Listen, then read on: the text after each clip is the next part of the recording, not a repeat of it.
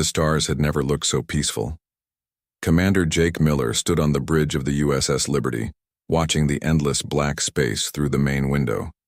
His ship was 3 months into what should have been a simple survey mission to the Kepler 442 system. The crew of 42 had grown comfortable with the routine of deep space exploration. "Commander, we're getting some strange readings from the outer sensors," said Lisa Brown from her position at the navigation console. She was young, only 26, but had proven herself to be one of the best navigators in the fleet. Jake walked over to look at her screen. The numbers meant nothing unusual to him, but Lisa's worried expression told him something was wrong. "What kind of readings?" "Energy signatures, big ones, moving fast toward the inner system." Lisa's fingers danced across her controls, trying to get a clearer picture. "Sir, I think there are ships out there. A lot of them." Tony Garcia looked up from the engineering station. He was a quiet man who rarely spoke unless something was seriously wrong. "Commander, if Lisa's right about those energy readings, those ships are huge, bigger than anything we've ever built." Amy White, the communications officer, suddenly straightened in her chair. Her face had gone pale. "Commander, I'm picking up a transmission from Earth. It's an emergency broadcast." Jake felt his stomach drop. Emergency broadcasts from Earth were rare. The last one had been during the colony ship disaster at Proxima Centauri 5 years ago. "Put it through." The speakers crackled to life with static. Then a voice came through, broken and desperate. All ships, this is Earth Defense Command. We are under attack. Repeat, we are under attack. Unknown alien vessels have appeared in Earth orbit. They are bombing major population centers. New York is gone. London is gone. We need immediate assistance from any available ships." The bridge fell silent. Jake stared at the speaker, unable to process what he had just heard. New York was gone. That was impossible. 8 million people lived in New York. "Sir?" Lisa's voice was barely a whisper. Jake snapped back to reality. "Set course for Earth immediately. Maximum speed." "Commander, at maximum speed it will take 6 days to reach Earth," Tony said from his station. 6 days. Jake closed his eyes. Whatever was happening on Earth would be over long before they could arrive.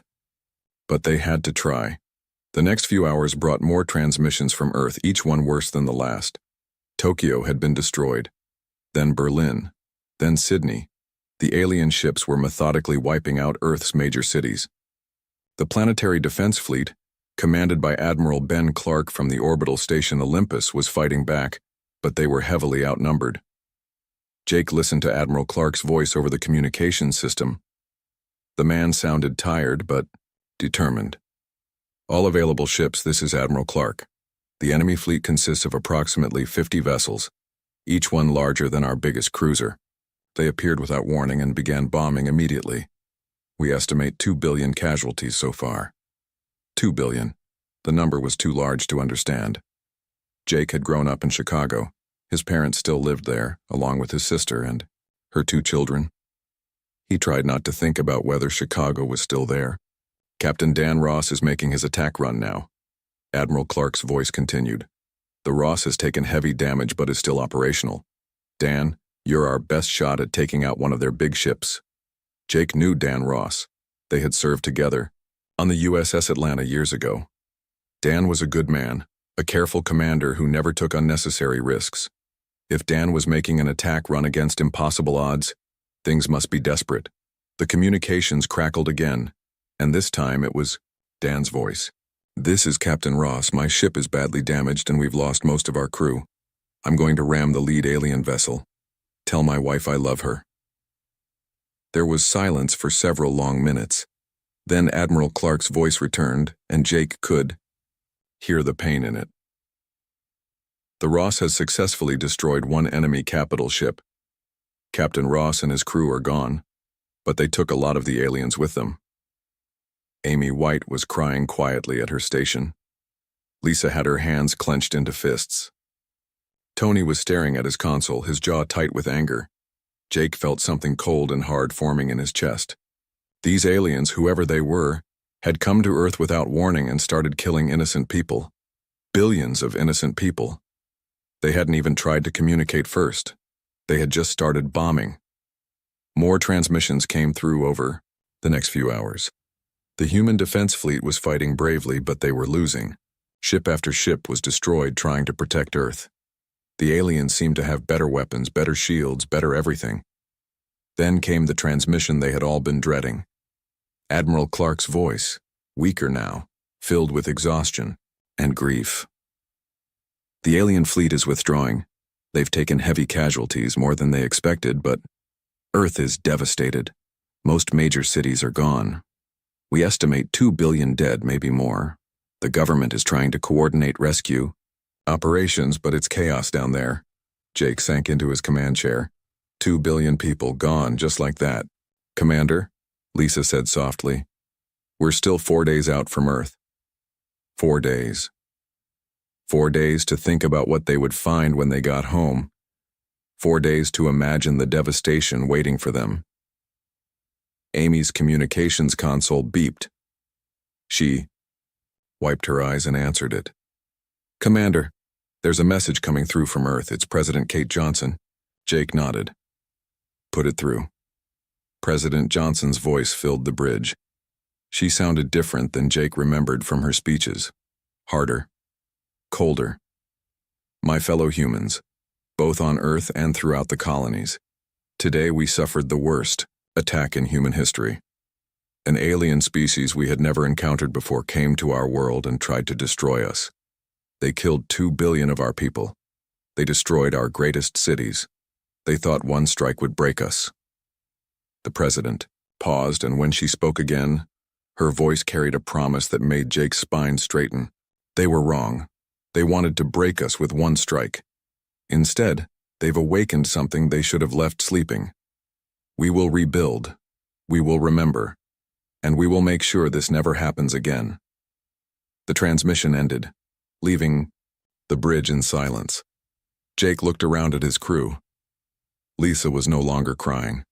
Tony's hands were steady on his controls. Amy sat straight in her chair, her eyes focused and determined. Something had changed in all of them. Something fundamental. Jake could feel it in himself too. The peaceful explorer who had been watching the stars a few hours ago was gone.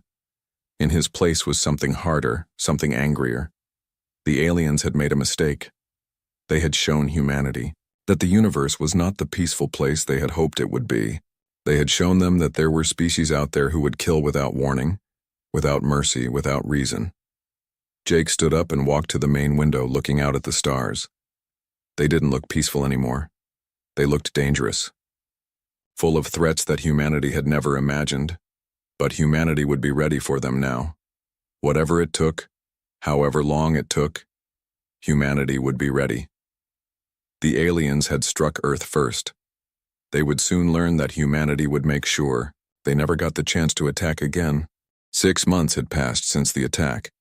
Earth looked nothing like the blue marble it had once been.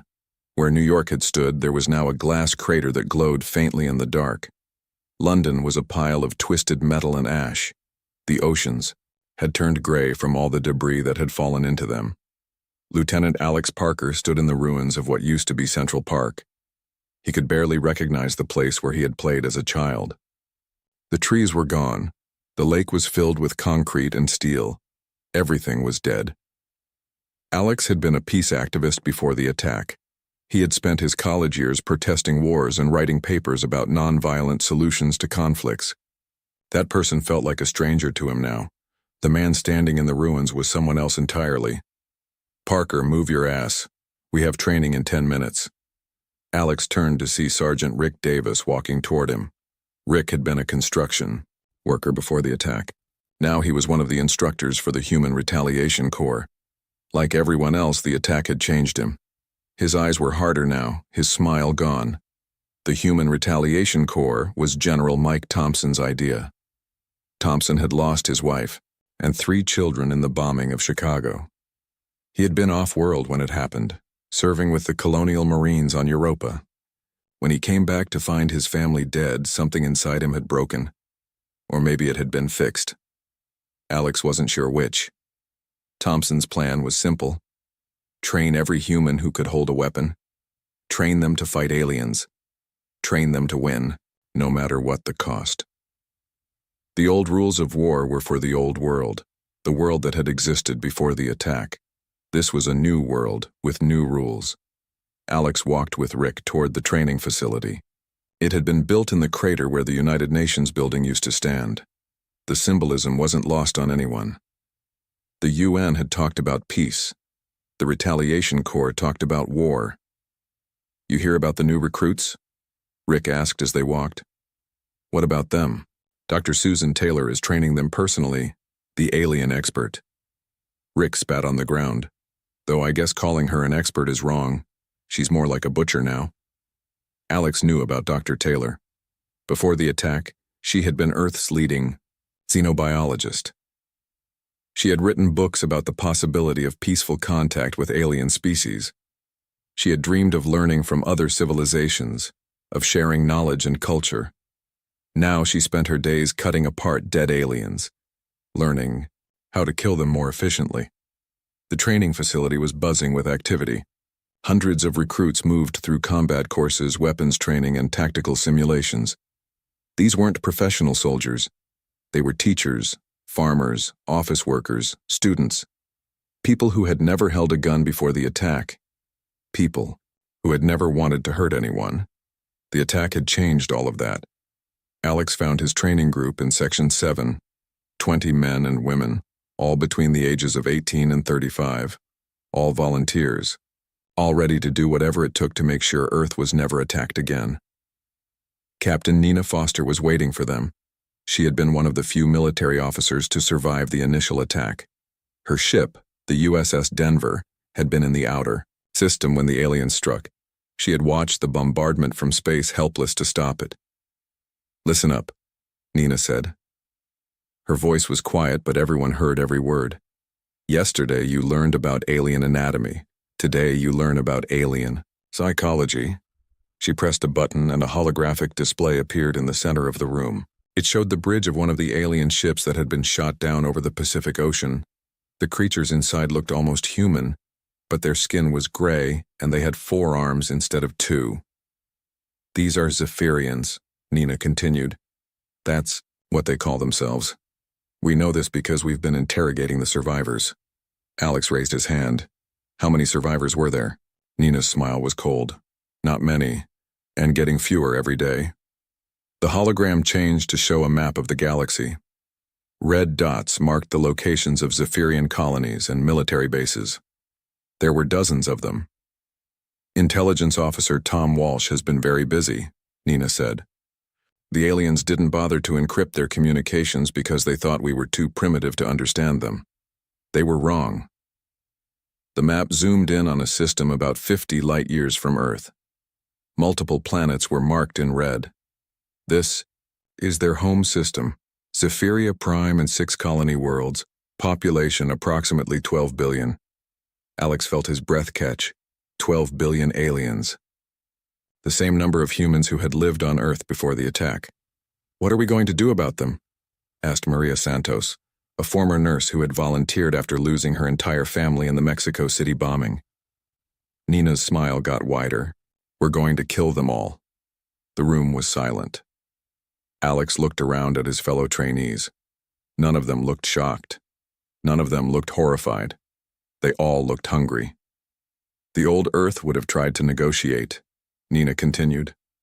"The old Earth would have tried to find a peaceful solution. The old Earth would have talked about forgiveness and understanding." She paused. "The old Earth is dead. We are what's left." The training that followed was unlike anything Alex had ever experienced. They learned how to use alien weapons, how to pilot captured alien ships, how to think like killers. They studied every weakness in Zephyrian biology, every flaw in their technology, every mistake they had made during the attack on Earth. Dr. Taylor visited their group in the 3rd week.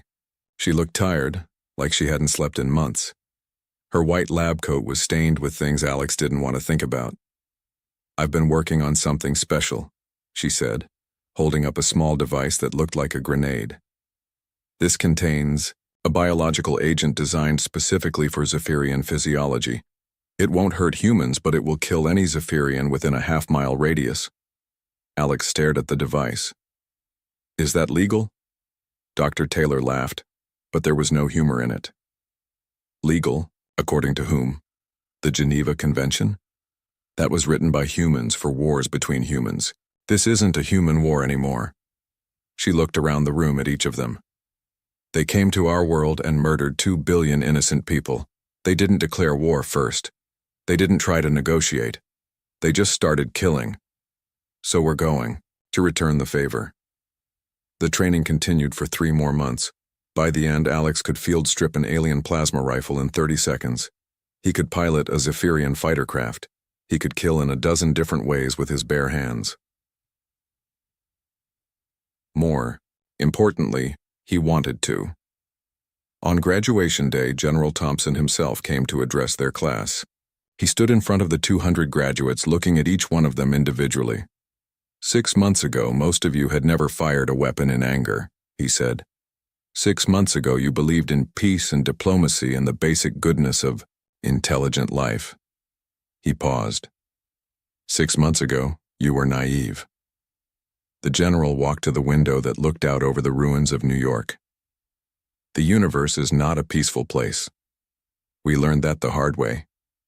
But we learned it. And now we're going to teach it to everyone else. He turned back to face them. In 2 weeks, the first ships of the new human fleet will be ready for launch. Some of you will crew those ships. Some of you will train the next group of graduates. Some of you will work with Dr. Taylor on new ways to kill aliens. Alex raised his hand. What's our mission, sir? General Thompson's smile was the coldest thing Alex had ever seen. Simple, Lieutenant. We're going to find every Zephyrian in the galaxy, and then we're going to kill them all. The room erupted in cheers. Alex found himself cheering along with everyone else.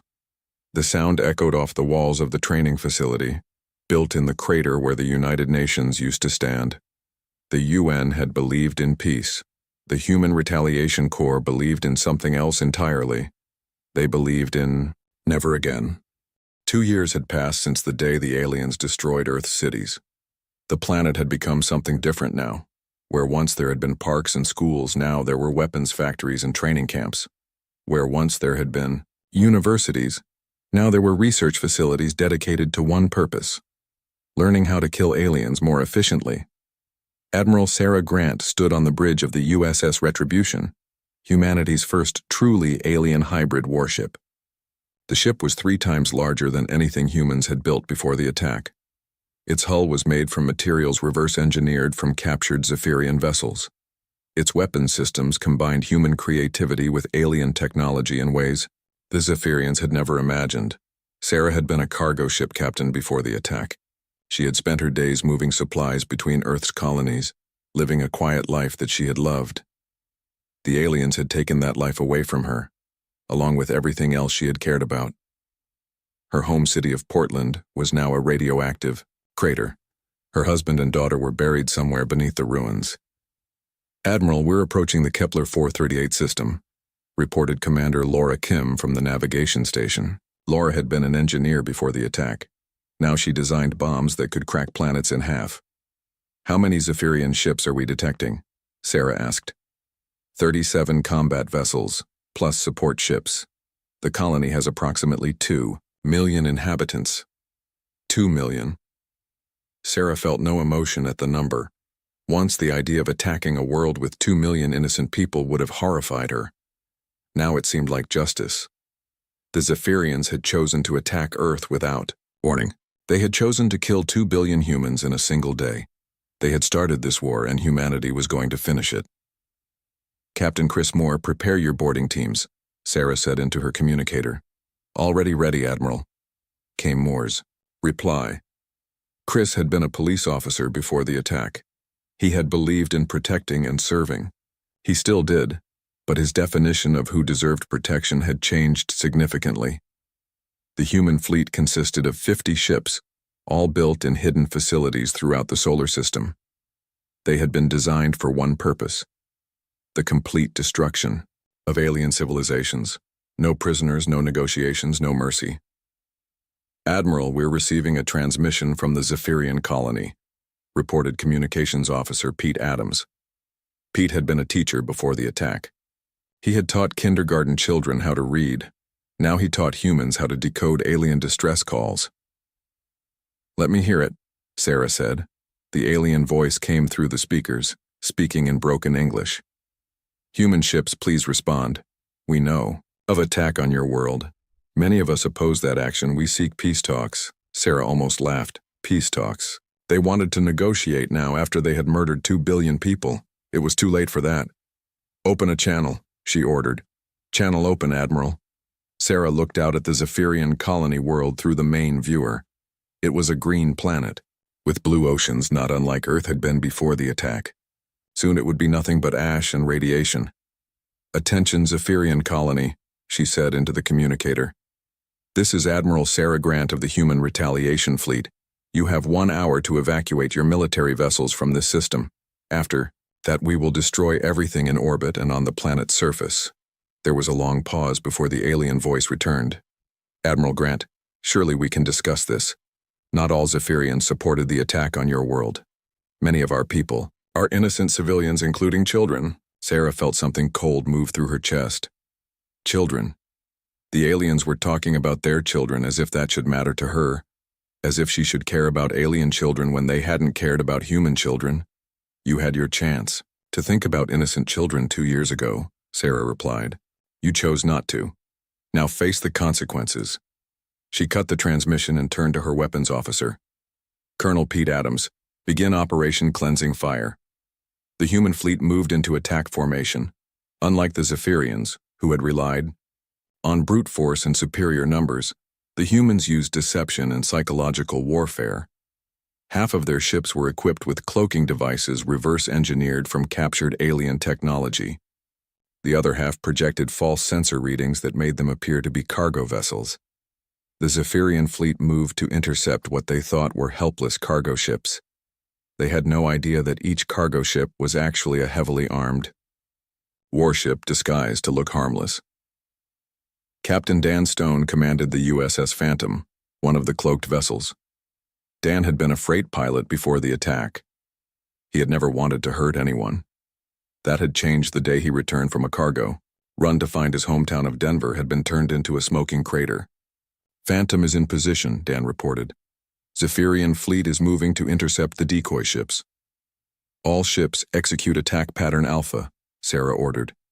The battle lasted 3 hours. When it was over, 37 Zephyrian warships had been destroyed. The human fleet had lost 2 vessels and suffered minor damage to 3 others. "Admiral, the orbital defenses have been neutralized," reported Captain Moore. "Beginning planetary bombardment." Sarah watched through the main viewer as streams of plasma fire rained down on the colony world. Cities vanished in flashes of light. Forests burned. Oceans boiled. Within an hour, nothing lived on the planet's surface. "Boarding teams deployed to the orbital stations," Sarah ordered.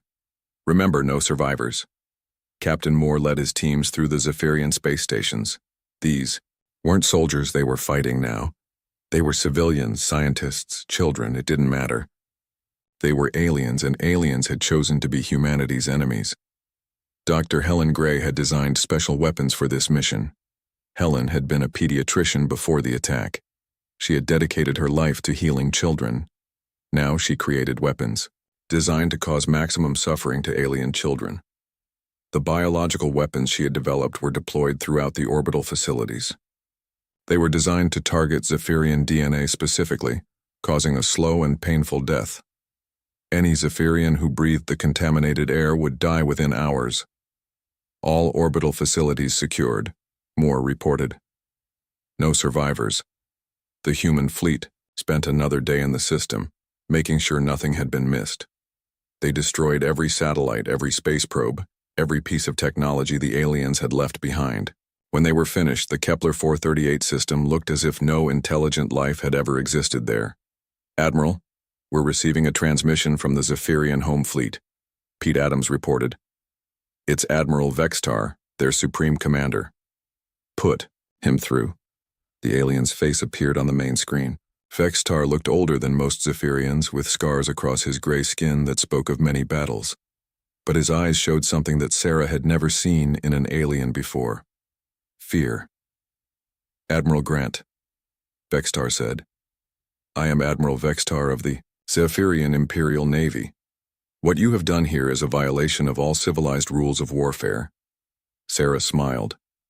"Rules of warfare? You mean like the rules that say you don't attack civilian populations without warning? Like the rules that say you don't murder billions of innocent people in a single day?"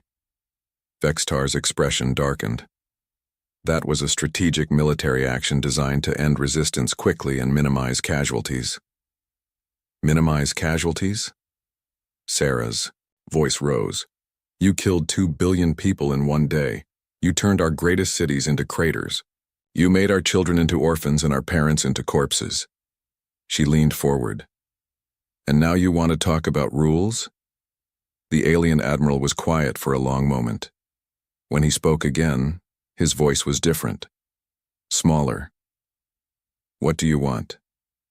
Sarah looked around her bridge at her crew. These had once been teachers and doctors and farmers. The aliens had turned them into killers. Cold, efficient killers who felt no remorse for what they had done. "We want you to understand what you created when you attacked Earth," Sarah said. "You wanted to fight humans? Congratulations, you succeeded. But we're not the same species you attacked 2 years ago. We've learned from you. We've become what you forced us to become." She paused, letting her words sink in. This colony had 2 million inhabitants. Now it has 0. In the past 6 months, we've destroyed 12 Zephyrian worlds. The total death count is approaching 50 million of your people. Sarah smiled again, and this time it was a terrible thing to see. "We're just getting started." The transmission ended, leaving the bridge in silence. Sarah looked out at the dead world below them, feeling nothing but satisfaction. The aliens had wanted to teach humanity about war. The lesson was working better than they had ever imagined.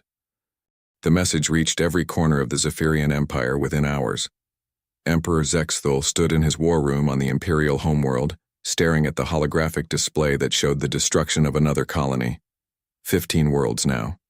15 worlds completely destroyed by the humans. "How many of our people have they killed?" the Emperor asked his military advisor. 87 million, my lord," came the reply. "And they show no signs of stopping." Emperor Zexthul had ruled the Zephyrian Empire for 40 years.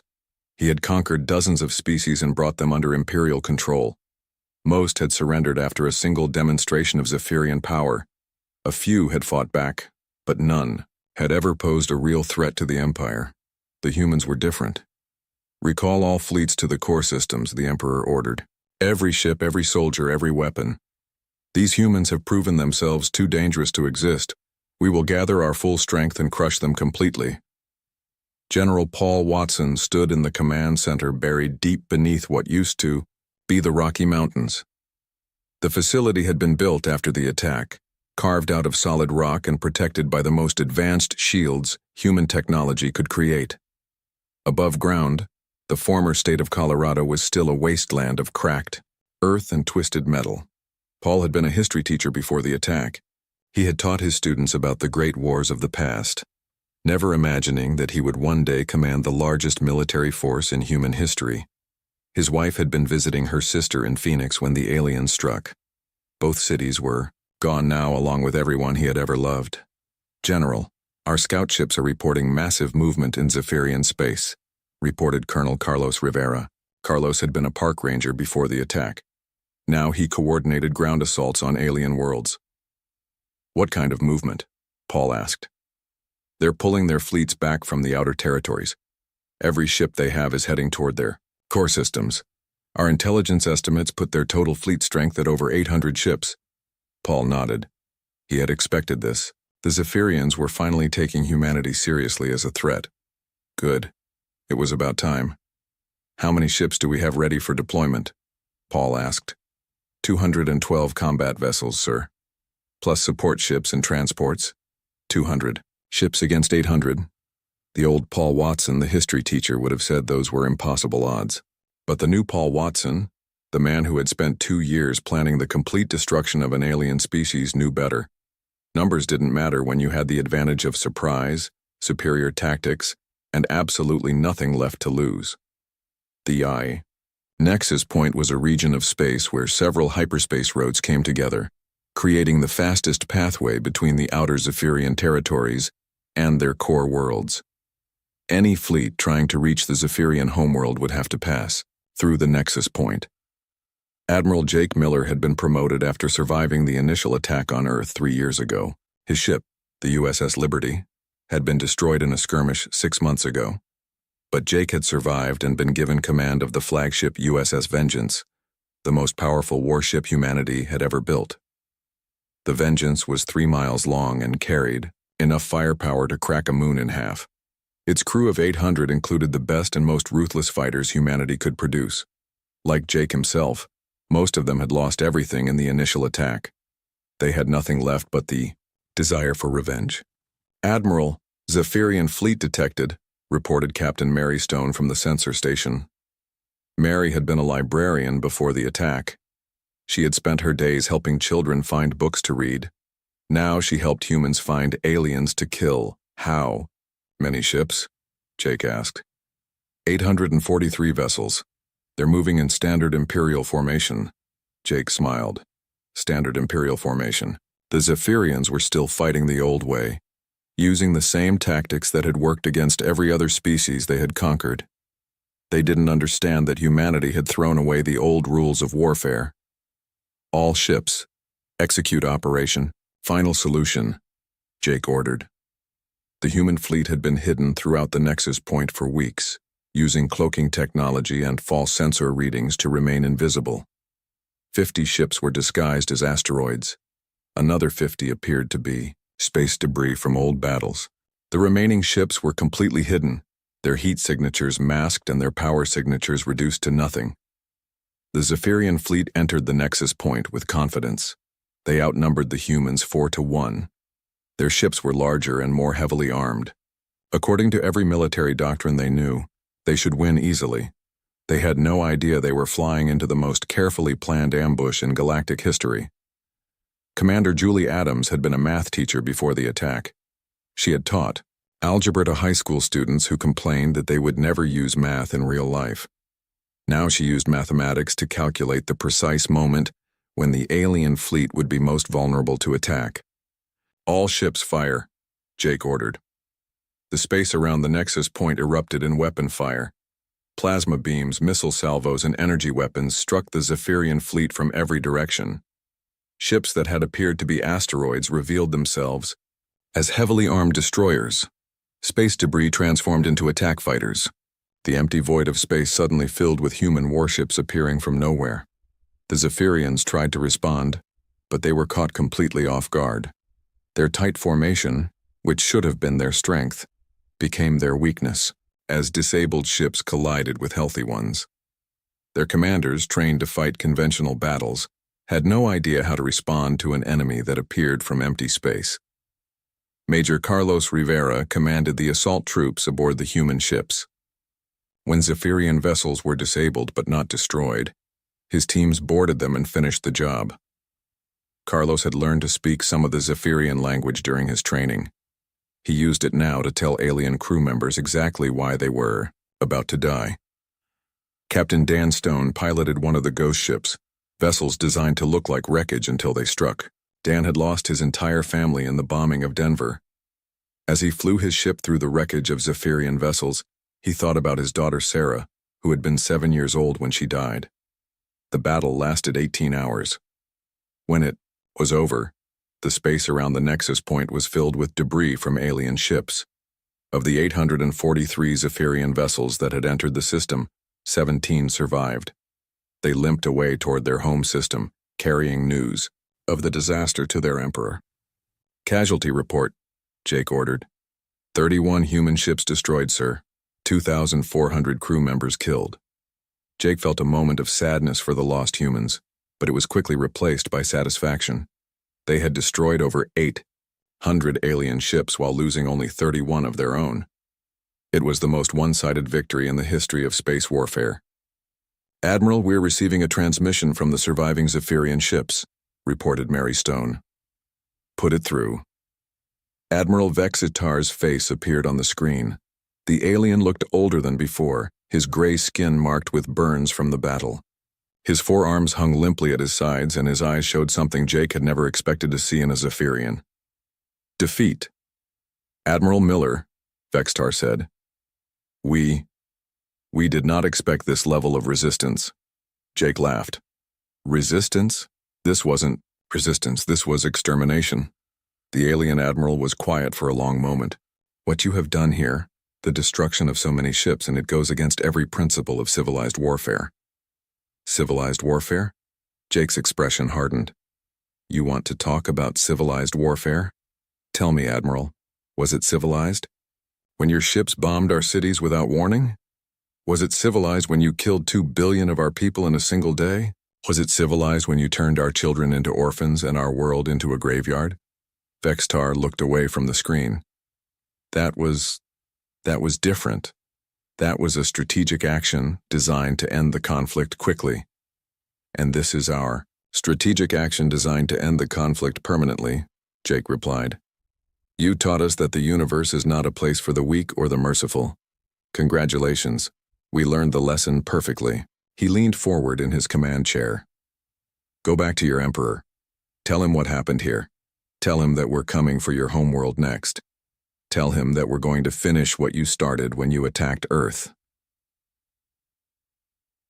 The transmission ended. Jake looked around his bridge at his crew. These people had once been teachers and farmers and shopkeepers. The aliens had turned them into the most effective killers in the galaxy. Set course for the Zephyrian home system, Jake ordered. It's time to end this war. The human fleet began moving toward the heart of the Zephyrian Empire. Behind them, the nexus point was silent except for the wreckage of 800 alien ships floating in the darkness. The path to the Zephyrian homeworld was now clear, and humanity was coming. The Zephyrian home system had never seen so many ships in one place. 300 human vessels hung in space like a cloud of death, their hulls gleaming with the reflection of the system's twin suns. At their head was the massive flagship USS Retribution, now under the command of Fleet Admiral Ben Clark. Ben had been the commander of Earth's orbital defenses during the original attack 3 years ago. He had watched helplessly as alien ships destroyed his homeworld and killed billions of his people. Every night since then, he had dreamed of this moment, the moment when humanity would return the favor. Admiral, we're detecting massive defensive installations throughout the system, reported Admiral Lisa Martinez from the tactical station. Lisa had been a cargo pilot before the attack. Her parents had lived in Boston when the aliens bombed it. She had spent the last 3 years learning how to kill aliens with maximum efficiency. How many installations? Ben asked. Over 200 orbital defense platforms, sir, plus the planetary shield generators on Zephyria Prime itself. They've turned their entire home system into a fortress. Ben nodded. He had expected this. The Zephyrians knew they were coming, and they had prepared accordingly. Every weapons platform in their empire had been brought here. Every ship that had survived. The Battle of Nexus Point was waiting for them. This would be their final stand. Begin Operation Total Victory, Ben ordered. Captain Steve Taylor commanded the assault forces that would land on Zephyria Prime itself. Steve had been a firefighter before the attack, dedicated to saving lives and protecting people. The alien bombardment had changed his perspective on who deserved protection. Now he specialized in making sure aliens never threatened anyone again. His transport ships were filled with 30,000 human soldiers, all trained for one purpose: the complete elimination of alien life. They carried weapons designed by Dr. Amy Foster, who had lost her husband and 2 children in the destruction of Miami. Amy's weapons were designed not just to kill, but to make death as painful as possible for any alien who encountered them. The battle began with the human fleet spreading out across the entire system. Unlike the Zephyrians, who had concentrated their defenses around their homeworld, the humans attacked everywhere at once. Admiral Martinez led one group against the outer defense platforms. Captain Dan Ross, whose father had died in the original attack, commanded another group striking at the alien shipyards. The Zephyrians fought with desperate courage. They knew this was their last chance. If humanity broke through their defenses, their species would cease to exist. Every alien from the lowest worker to Emperor Zexthul himself knew that surrender was not an option. The humans had made it clear that they would accept nothing less than total extinction. The space battle raged for 6 hours. Human ships used hit-and-run tactics, appearing from hyperspace to strike at defense platforms before vanishing again. The aliens tried to respond with their traditional tactics, but humanity had evolved beyond anything the Zephyrian military could understand. Major David Mills commanded a squadron of stealth fighters that penetrated the inner defense perimeter. David had been a college student before the attack, studying to become a doctor. His university had been in Philadelphia when the aliens bombed it. Now he used his knowledge of anatomy to find the most vulnerable parts of alien ships. Stealth. Squadron Alpha were approaching the planetary shield generators, David reported, beginning attack run. The shield generators were massive installations on Zephyria Prime's surface, each one the size of a city. They projected an energy barrier that could stop any conventional weapon. But Dr. Foster had designed something unconventional, a virus that could infect alien computer systems and turn their own defenses against them. David's fighters released their payload into the planet's atmosphere. Within minutes, the computer virus had spread through the Zephyrian defense network. Shield generators began overloading and exploding. Defense platforms turned their weapons on each other. The aliens' greatest strength became their greatest weakness as their own technology destroyed itself. Planetary shields are down, reported Lisa Martinez. All defense platforms in the inner system have been neutralized. Ben smiled.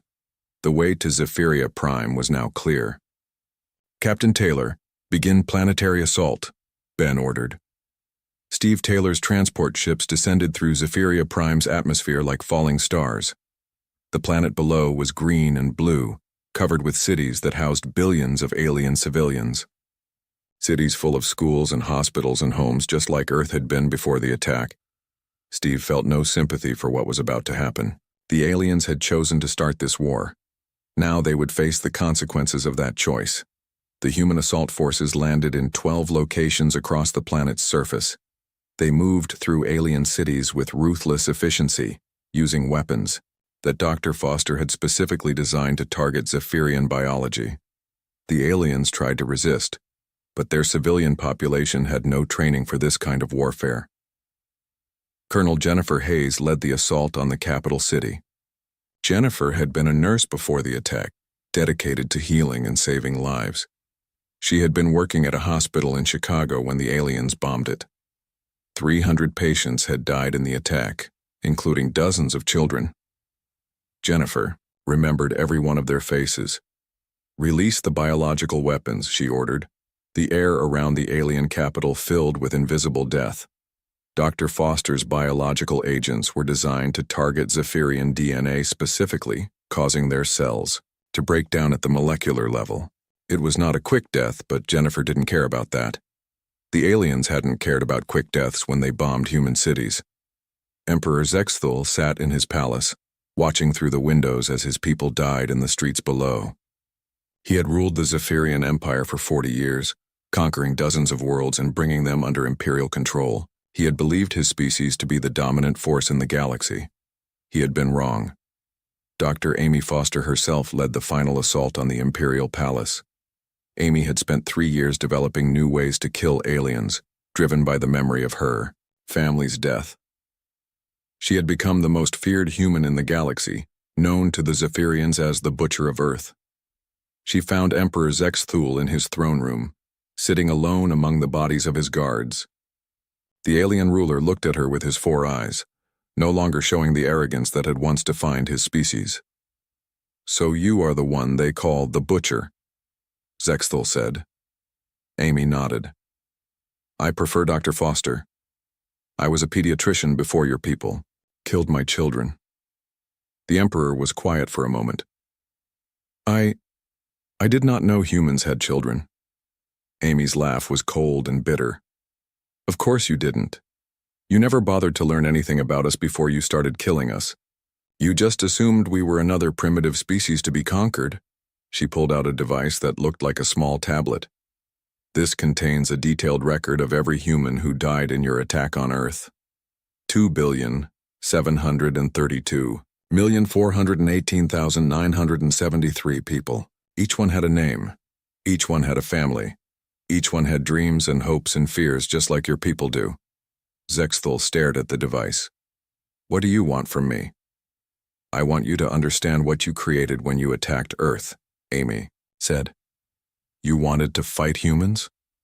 Congratulations. You succeeded. But you didn't just wake up humanity. You created something new. Something that will make sure no species ever threatens Earth again. She activated the device in her hand. This is a planet killer. One press of this button and every living thing on Zephyria Prime will die within an hour. Your homeworld will become as dead as you made ours. The Emperor's eyes widened. You cannot do this. There are billions of innocent people on this world. Children who had nothing to do with the attack on Earth? Amy looked at him with eyes that showed no mercy. You should have thought about innocent children 3 years ago. She pressed the button. The device released a cloud of nanomachines into the planet's atmosphere. They were designed to seek out and destroy any form of Zephyrian life, from the largest adult to the smallest infant. Within an hour, Zephyria Prime would be as silent as Earth's bombed cities. For Earth, Amy whispered. Fleet Admiral Ben Clark stood on the bridge of the USS Retribution, watching as the last signs of life disappeared from the Zephyrian homeworld. Around him, his crew worked quietly at their stations. There was no celebration, no cheering, just the quiet satisfaction of a job completed. Admiral, all Zephyrian ships in the system have been destroyed, reported Lisa Martinez. All orbital installations have been neutralized. The planet shows no remaining life signs. Ben nodded. Send a message to all human colonies. Tell them, the war is over. The Zephyrian Empire no longer exists. He walked to the main viewer and looked out at the dead world below. Once it had been home to 12 billion aliens. Now it was silent and empty, just another dead rock orbiting a star. Set course for Earth, Ben ordered. It's time to go home. As the human fleet prepared to leave the Zephyrian system, long-range sensors detected something else. Ships from other alien species arriving to investigate the destruction. They had come expecting to find the Zephyrian Empire, one of the most powerful forces in the galaxy. Instead, they found nothing but wreckage and death. Ben opened a channel to Brocky,